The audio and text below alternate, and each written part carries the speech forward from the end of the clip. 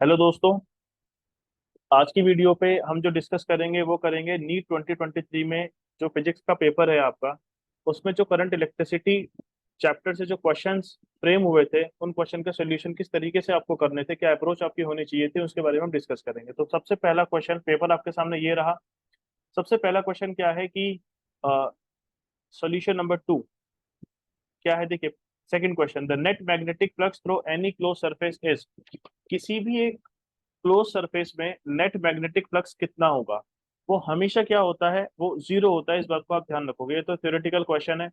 आपको एक बात अच्छे से पता होनी चाहिए कि close integration of B dot D S ये किसके इक्वल होता है? जीरो के इक्वल होता है। तो एक किसी भी क्लोज सरफेस में उस मैग्नेटिक फ्लक्स जो होगा वो कितना होगा? Net magnetic flux always zero होगा। ऐसा इसीलिए होता है बिकॉज मैग्नेटिक फील्ड लाइन जो होती है, जितनी आउट होगी उतनी ही इन होती है बेटा, ठीक है। तो इस वजह से इसका कितना होगा? जीरो आंसर होगा। Coming to question number 3। Question number 3 देखिए। क्वेश्चन नंबर 3 में अगर आप एक चीज को नोटिस करोगे तो लिखा है कि if the galvanometer G does not show any deflection in the circuit shown the value of R is given by. अगर ये जो गैल्वेनोमीटर है, अगर इसमें कोई डिफ्लेक्शन ना हो, इसमें कोई डिफ्लेक्शन ना होने का मतलब क्या होगा? इसमें जो करंट है, मतलब जो यहाँ से करंट आएगा वो कितना होना चाहिए? जीरो होना चाहिए, तभी तो इसमें कोई डिफ्लेक्शन नहीं आएगा। तो अगर ये करंट की वैल्यू जीरो होगी, इसका मतलब क्या होगा? देखो, यहाँ पे +2 वोल्ट है, यहाँ पे करंट जीरो होना चाहिए, तो यहाँ पे अंडरस्टूड है, यहाँ पे जो पोटेंशियल ड्रॉप होगा वो 2 वोल्ट का होना चाहिए इस पर्टिकुलर नोड पे। तो अगर ये 2 वोल्ट है, तो हमको जो सर्किट दिखा, क्या हमको सर्किट ऐसे नहीं दिख रहा है? अब देखिए, क्योंकि क्वेश्चन पे ये स्पेसिफिक कर रखा है कि गैल्वेनोमीटर से कोई करंट नहीं जाएगा, तो ये सर्किट हमको कुछ ऐसा दिख रहा है। ये आर है, ये 10 वोल्ट है, दिस इज 400 ओम। एक बात देखिए, यहाँ से कोई करंट नहीं जाएगा, इसका मतलब क्या है कि ये ओपन सर्किट की तरह बिहेव होगा। यहाँ का पोटेंशियल कितना है?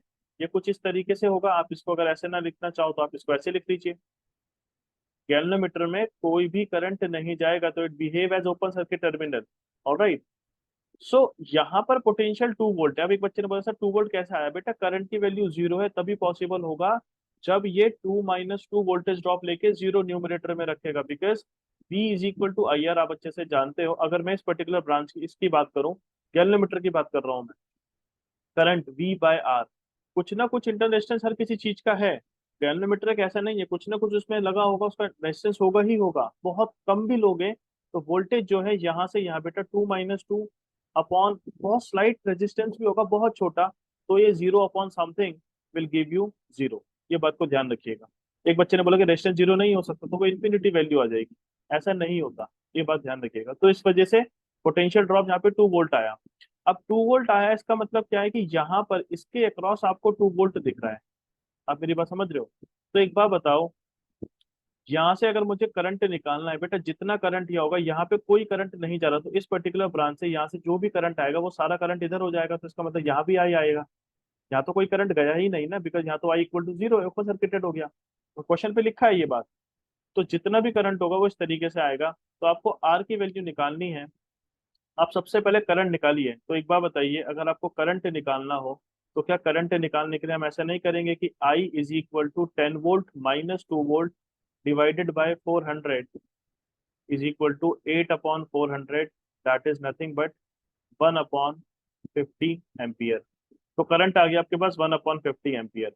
उसके बाद यहाँ पे रेजिस्टेंस की वैल्यू आपसे पूछी गई थी, तो एक बार बताइए, V is equal to I R by ohm's law. V कितना है आपके पास? 2 volt across this resistance is equal to, current की वैल्यू है 1/50 इंटू, भाई जो करंट ये है वही करंट तो यहाँ आएगा, बिकॉज यहाँ तो कोई करंट ही नहीं जा रहा है। आप क्रॉस मल्टीप्लाई करोगे, 50 × 2 विल बी 100, तो इट विल बी 100 ओम। तो हमारा सही आंसर होगा 100 ओम। ठीक है जी, आई होप ये बात आपको क्लियर होगी। Coming to question number 4। Question number 4 को देखेंगे। क्वेश्चन नंबर 4 में क्या लिखा है, ध्यान से सुनिएगा। तो मैं इसको यहाँ पे रब कर देता हूँ। क्वेश्चन नंबर 4 में अगर आप देखोगे, इसको यहाँ से रब कर रहा हूँ मैं। क्वेश्चन नंबर 4 को देखो। 12 volt 60 watt lamp is connected to the secondary of a step down transformer. अगर आप एक ट्रांसफार्मर की बात करो, तो अगर हम स्टेप डाउन की बात करेंगे तो इसका मतलब प्राइमरी नंबर ऑफ टर्न्स जो हैं वो ज्यादा होंगे, और सेकेंडरी में जो नंबर ऑफ टर्न्स हैं वो क्या होंगे? वो, क्योंकि स्टेप डाउन कर रहा है, तो ज्यादा वोल्टेज को कम में करेगा तो नंबर ऑफ टर्न्स कम होंगे। तो उसने ये बोला क्योंकि ये आइडियल ट्रांसफार्मर है, आगे लिखा है। अब अगर इसको देखोगे यहाँ पे लिखा है कि step down transformer whose primary connected to AC main assuming transformer to be ideal. Ideal हमको एज्यूम करके चलना है। तो यहाँ पर उसने बोला एक लोड लगा है और इस लोड की उन्होंने रेटिंग दे रखी है, इस लोड की उन्होंने एक रेटिंग दे रखी है। ये लोड जो है ये आपका है कितना, 12 वोल्ट 60 वॉट। ठीक है, तो ऑब्वियस बात है यहाँ से कोई करंट आएगा I2, ये इनपुट का करंट I1 होगा। यहाँ पे वोल्टेज आपकी V1 दे रखी है आपको 220 वोल्ट, एसी मेन से कनेक्टेड है। ये सर्किट है आपके पास। क्योंकि ये ट्रांसफार्मर आइडियल है, आप अच्छे से एक बात जानते हो कि जो आउटपुट पावर होती है वो बराबर होती है इनपुट पावर के, in case of transformer right. So V1 into, आप इसको ऐसे देखिए, आपको एक पावर गिवन है, क्या गिवन है मैं आपको बताता हूँ। देखिए पावर कितनी, उसमें लिखा है कि 60 watt lamp connected to secondary. तो जो आउटपुट पावर है वो 60 वॉट, क्योंकि आइडियल है तो यहाँ पे कोई रेजिस्टेंस नहीं आएगा बीच में, इस बात को ध्यान। तो जितनी पावर यहाँ है वो यहाँ पर आपको रिफ्लेक्ट होगा सब कुछ। तो 60 watt is equal to input power का मतलब V1 इंटू I1 होता है।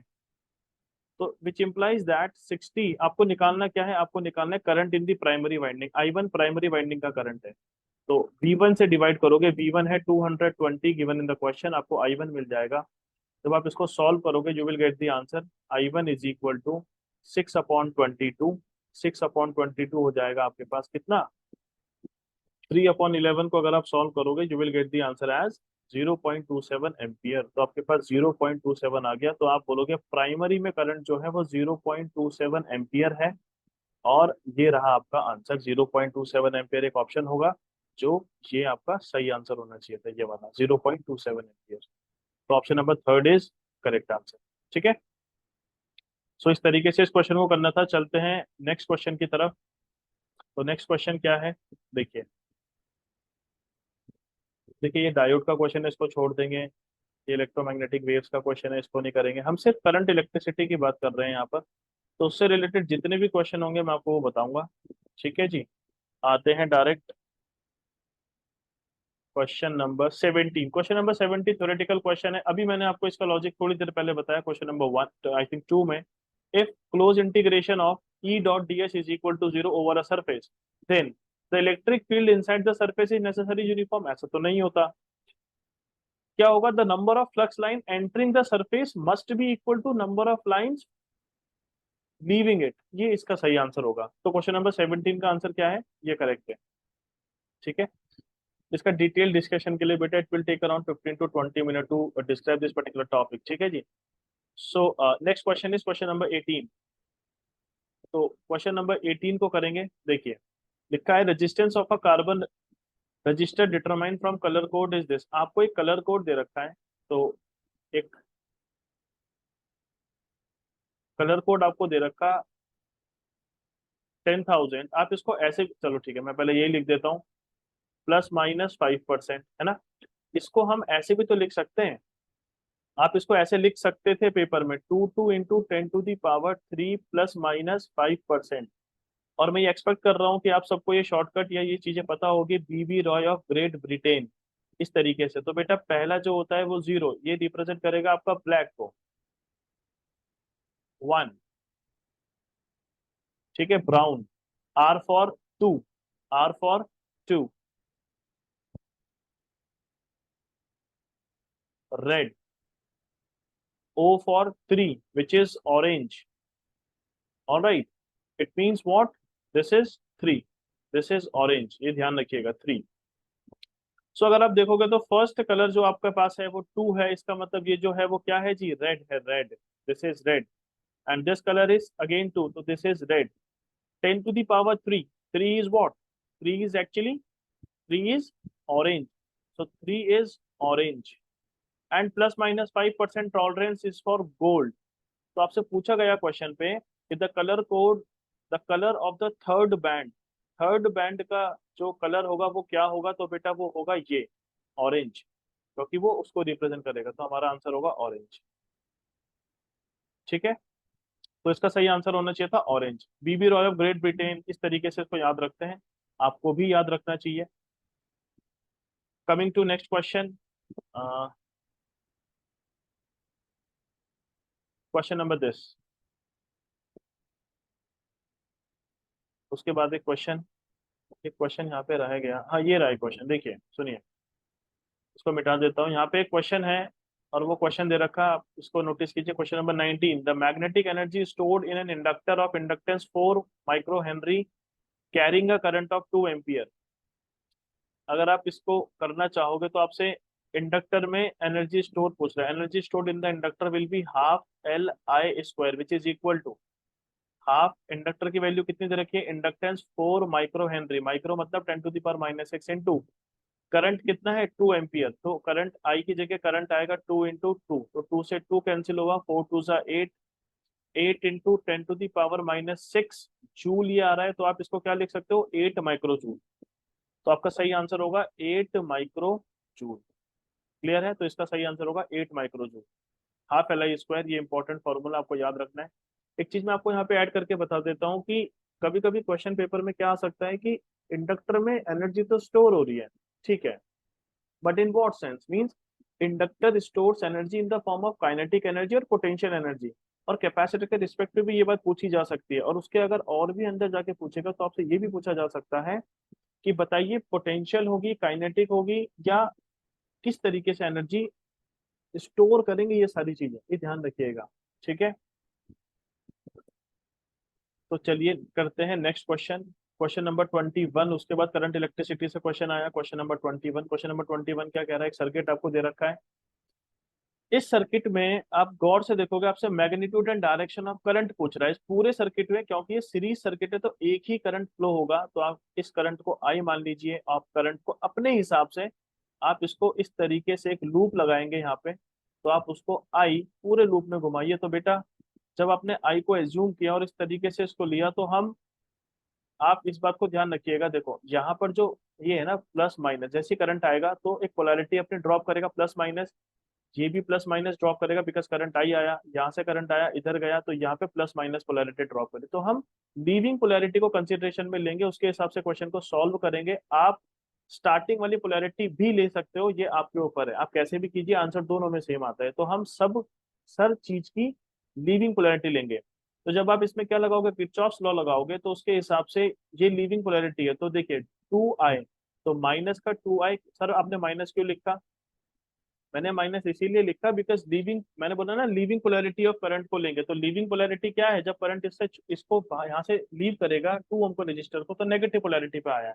तो -2i, माइनस प्लस, बैटरी में लीविंग पोलैरिटी क्या है प्लस की, तो +10 वोल्ट, देन प्लस माइनस, -5, यहाँ पे क्या हो जाएगा माइनस का आई, देन यहाँ पे आया माइनस का 7i, इट इज इक्वल, ये जीरो होगा अकॉर्डिंग टू किरचॉफ्स लॉ, ठीक है। आप इसको किरचॉफ्स लॉ के हिसाब से, इसको हमने क्या किया, ये लिखा। तो अब देखिए -2i, -i, -7, -7 और -1, -8, -2, तो ये हो जाएगा -10i इज इक्वल टू, इधर जाके -5 हो जाएगा, आई की वैल्यू आ जाएगी -5/-10, ये जाएगा आपका 1/2 which is equal to 0.5 ampere. तो आपके पास जो करंट आ गया वो 0.5 एम्पियर आया। तो करंट 0.5, देखिए तो पहला ऑप्शन तो गलत हो गया, दूसरा ऑप्शन गलत हो गया, तीसरा गलत हो गया, एक ही ऑप्शन बचा ये। अब आप डायरेक्शन भी देख लीजिए कि डायरेक्शन सही है या नहीं है। तो लिखा है कि 0.5 होगा फ्रॉम ए टू बी, बिल्कुल सही बात है, हमने जो माना था ए टू बी, और यही डायरेक्शन है करंट की। अगर ये डायरेक्शन ना होती तो करंट की ये होता नेगेटिव, अगर ये माइनस आता ना बेटा, तो बी से ए में करंट फ्लो हो रहा होता। तो करंट कहाँ से का फ्लो हो रहा है, ए टू बी, तभी पॉजिटिव आया, आप समझ रहे हो। तो ये इसका सही आंसर होगा ऑप्शन नंबर 3। क्लियर है, कमिंग टू नेक्स्ट। उसके बाद आपके पास जो क्वेश्चन आया वो आया सीधा, I think this, yes, capacitor based question था। तो कैपेसिटर के आपके बारे में आपसे पूछ रहा है, कैपेसिटर के बारे में। तो आपसे यहाँ पे देखिए, अगर आप ध्यान से देखोगे, बोला इक्विवेलेंट कैपेसिटेंस, बहुत इजी है। कैपेसिटेंस, कैपेसिटेंस, आप कैपेसिटेंस जब कैलकुलेट करोगे, एंड इंडक्टर और रेजिस्टेंस का जो होता है ना बेटा, जैसे series combination of resistor and inductor same चीजों को फॉलो करेगा, and series and parallel combination of capacitor जो होगा उनका रेसिप्रोकल होगा। किसका मैं आपको बताता हूँ। जब आपने ये लिखा, जब आपने इस तरीके से डायग्राम बनाया होगा या आप इसको देख पा रहे हो, तो ये बी है, ये ए है। आपको ये 3 माइक्रोफेरेड दिया गया, ये 3 माइक्रोफेरेड, ये 3 माइक्रोफेरेड। तो एक्चुअली कैपेसिटर, अगर ये रजिस्टर होते तो हम इन दोनों को पैरेलल लेते। कैपेसिटर में जस्ट अपोजिट होगा रजिस्टर इंडक्टर का। तो अभी ये दोनों आपको कैसे दिख रहे होंगे? अगर ये रजिस्टर इंडक्टर होते तो पैरेलल में दिखते, बट क्योंकि ये कैपेसिटर है तो ये सीरीज में होंगे। तो ये जो आपको दिखेगा आफ्टर रिडक्शन, ये आपको दिखेगा इस तरीके से। देखो मैं आपको बताता हूँ बेटा, इसके बाद आप इसको ऐसे लिखिए, ये जो आया ना वो कुछ ऐसा आया, ये बी, ये ए, ये इन दोनों का सीरीज कॉम्बिनेशन है। तो 3 + 3 हो जाएगा 6 माइक्रोफेरेड, इन दोनों का सीरीज कॉम्बिनेशन। सीरीज कॉम्बिनेशन, क्योंकि ये कैपेसिटर है तो हो जाएगा 3 माइक्रोफेरेड प्लस 3 माइक्रोफेरेड, या आएगा 6 माइक्रोफेरेड, इसलिए 6 लिखा, और ये तो 3 माइक्रोफेरेड था ही। अगर ये रजिस्टर होते तो ये इनका हम सीरीज लेते। अब क्योंकि ये कैपेसिटर है तो पैरेलल कॉम्बिनेशन, तो इन दोनों का पैरेलल, तो आप लिखोगे C equivalent is equal to, इन दोनों का पैरेलल हो जाएगा 3 microfarad into 6 microfarad upon 3 + 6 9 microfarad. तो 3 3 9, 3 2 6। तो इक्विवेलेंट कैपेसिटेंस आ गया आपके पास 2 माइक्रोफेरेड। तो हमारा सही आंसर होगा 2 माइक्रोफेरेड। क्लियर है?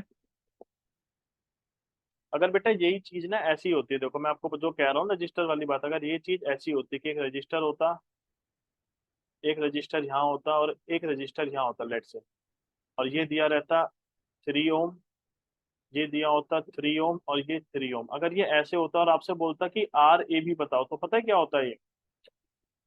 फिर आपको ये दोनों पैरेलल में लगते हैं, पैरेलल में वो हैं, फिर वो पैरेलल में हो जाएंगे, तो इन दोनों का पैरेलल कॉम्बिनेशन आएगा यहाँ से। तो ये तो 3 ओम ही रहा, तो 3 × 3 अपॉन 3 + 3, 3 × 3 अपॉन 3 + 3 बोले तो 6। तो ये हो जाएगा 9/6। अब इन दोनों का सीरीज, तो 3 + 9/6, 18 + 9/6, ये होता है इसका आर इक्विवेलेंट। तो क्योंकि हमसे जब रेजिस्टेंस पूछा ही नहीं है, हमसे तो कैपेसिटेंस के बारे में पूछा, तो इसलिए कैपेसिटेंस क्या होगा, इस तरीके से होगा जो मैंने अभी आपको बताया। ठीक है, आई होप ये आपको समझ में आ गया होगा। जो डाउट होगा आप कमेंट सेक्शन पे लिख सकते हो, पूछ सकते हो। फिर नेक्स्ट क्वेश्चन है क्वेश्चन नंबर 37। ये रहा क्वेश्चन। तो इस क्वेश्चन पे ये रेजिस्टेंस के ऊपर टोटली बेस्ड क्वेश्चन है। The resistance of platinum wire at 0 degree is 2 ohm, 0 degree पे 2 ओम है, and 6.8 at this particular degree, है ना। तो द टेम्परेचर कोफिशिएंट आपसे पूछ रहा है, आपको एक फॉर्मूला अच्छे से पता है टेम्परेचर कोफिशिएंट का, कि R is equal to R0 1 + alpha delta T. Delta T का मतलब होता है T2 - T1। ठीक है जी। तो आर की वैल्यू आपको 6.8 दे रखी है यहाँ पर, विच इज इक्वल टू R0 की वैल्यू 2 ओम है, at 0 degree Celsius, 1 + alpha. T2 - T1 second temperature है 80 डिग्री, तो 80 - 0 विल बी 80 इट। ठीक है, तो ये हो जाएगा 6.8, टू जब नीचे जाएगा इसके तो 1 + 80 अल्फा हो जाएगा। तो 2 3 × 6, 2 4 × 8, ये हो जाएगा 3.4 - 1 is equal to 80 alpha. Alpha हो जाएगा आपके पास 2.4/80, ये 0 बढ़ा, 2 4 × 8, 2 6 × 12, 2 2 × 4, और इसको 2 3 × 2 1 तो एक्चुअली ये आया 3/100, है ना जी। तो आप इसको क्या लिख सकते हो कि अल्फा इज इक्वल टू 3 × 10⁻²। देखिए 3 × 10⁻² पर डिग्री सेल्सियस, पर डिग्री सेल्सियस, ये हो जाएगा अल्फा, टेम्परेचर कोफिशिएंट है। ठीक है जी। तो आपका जो आंसर आएगा वो आंसर कौन सा सही है, ये वाला, दिस वन, फोर्थ वन आपका सही आंसर होगा। क्लियर है? आई होप इतना क्लियर होगा। उसके बाद चलते हैं नेक्स्ट क्वेश्चन में, एक लास्ट क्वेश्चन अब होगा, तो बहुत इंपॉर्टेंट है ये चैप्टर। देखिए क्वेश्चन नंबर 40 में आ जाइए। क्वेश्चन नंबर 40 ये रहा। 10 register each of resistance R connected in series. 10 register आपके सीरीज में कनेक्टेड हैं। 10 register each of resistance R. तो मुझे एक बार बताओ, अगर 10 रजिस्टर को आप, जिनका रेजिस्टेंस आर है, अगर उसको सीरीज में कनेक्ट करोगे तो क्या लिखोगे? R S is equal to R1 plus R2 plus R3 up to 10 तक, R10। और क्योंकि सब रेजिस्टेंस का रेजिस्टेंस R है, ये सीरीज कॉम्बिनेशन के लिए लिख रहा हूँ, सीरीज कॉम्बिनेशन के लिए, ठीक है। तो ये हो जाएगा कितना, तो ये हो जाएगा आपके पास 10R। R प्लस आर को 10 टाइम्स जब ऐड करोगे तो 10R ही तो आएगा, ये 10R हो गया। यहाँ से अगर, अब उसने बोला कि ये 10R रेजिस्टेंस जो है ईएमएफ ई की बैटरी से कनेक्टेड, उनका इंटरनेशनल नेग्लिजिबल है, तो नेग्लिजिबल रेजिस्टेंस को हटा दो। तो जो करंट होगा, मतलब ये सर्किट कुछ ऐसा दिखा, देखो ये सीरीज कॉम्बिनेशन और ये कह रहा है ये आपका ईएमएफ है, ये ईएमएफ ई है, ये 10R टोटल रेजिस्टेंस आ गया सर्किट का। आप एक बार बताओ करंट की वैल्यू कितनी हो जाएगी बेटा यहाँ से, तो आई हो जाएगा आपके पास ई अपॉन 10R। आया ना, यहाँ से ये पता लग गया। अब एक बात समझो, ध्यान से सुनना मेरी बात। अब अगला क्वेश्चन क्या बोला, अब उसके आगे एक चीज बोली, क्या बोला, then those are connected in parallel to the same battery. अभी अगर ये सबको पैरेलल से कनेक्ट कर दोगे तो रेजिस्टेंस आर पी टोटल जो आएगा कितना आएगा, 1/R plus 1/R plus 1/R, 10 times होगा ये, 10 टाइम्स।